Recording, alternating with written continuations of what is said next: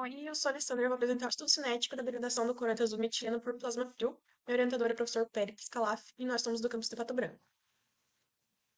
Então, uma leve introdução. O corante que eu utilizo é um cloridrato de tetrametiltionina.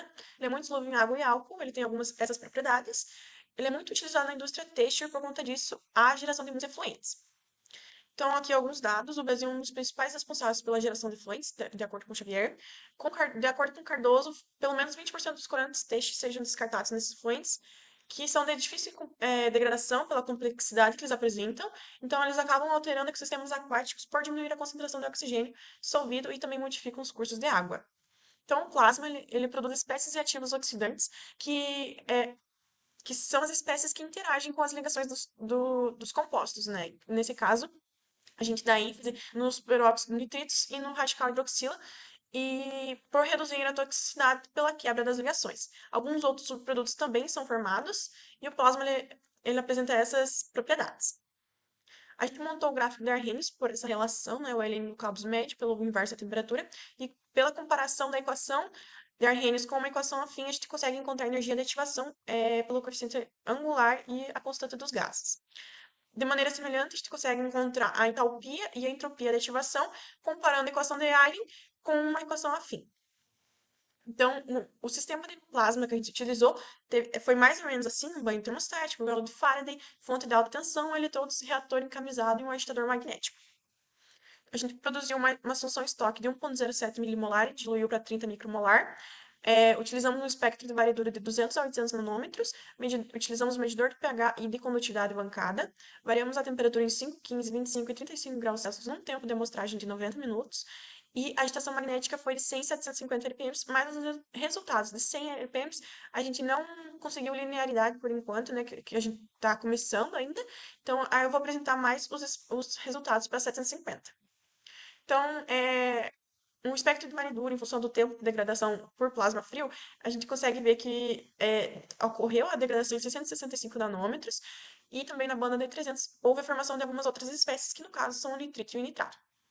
Quando a gente lineariza a absorvância máxima do gráfico anterior pelo tempo de ativação, a gente consegue ver que a gente obtém uma reação de pseudo primeira ordem, né? Pseudo por ser uma concentração muito baixa, é 30 micromolar. E quando montamos o gráfico de Arrhenius, a gente encontra a energia de ativação de 16,94 kJ por mol. Então, o aumento da temperatura ele causa um aumento no CAOPS. A gente consegue confirmar isso. E com o gráfico de Eigen, a gente consegue encontrar a entalpia, entropia e também a energia de Gibbs, já que a gente já tem esses dois outros parâmetros, né? Através dessa equação. A gente encontrou esses valores, né? Então, uma reação endotérmica e uma etapa associativa. E daí, por fim, uma reação endoérgica. Então, em relação ao comportamento da condutividade, ela aumentou linearmente em função do tempo, como a gente consegue ver nessa figura, assim como a atividade da H3O+, também aumentou linearmente com o tempo de ativação.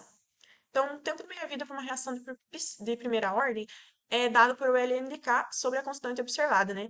Então, nesse caso, para essas duas condições, a gente encontrou 5,9 meia-vidas acompanhadas.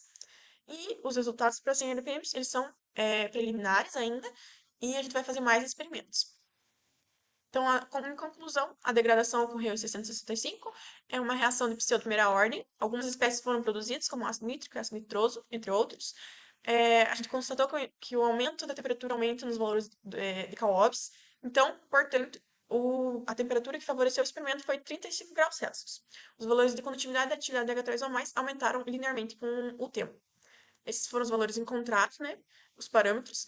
Os resultados para CNPMs ainda não são preliminares ainda. Acompanhamos 5,9 meia-vidas para essas duas condições.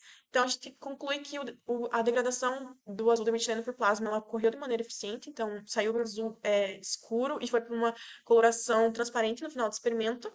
E, então, é uma alternativa aos métodos de tratamento de efluentes tradicionais. Por fim, eu quero agradecer à CNPq, à Plasma Fert, ao TFPR, ao meu professor orientador e a todos que contribuíram no desenvolvimento das atividades. Essas foram as referências que eu utilizei. Muito obrigada pela atenção.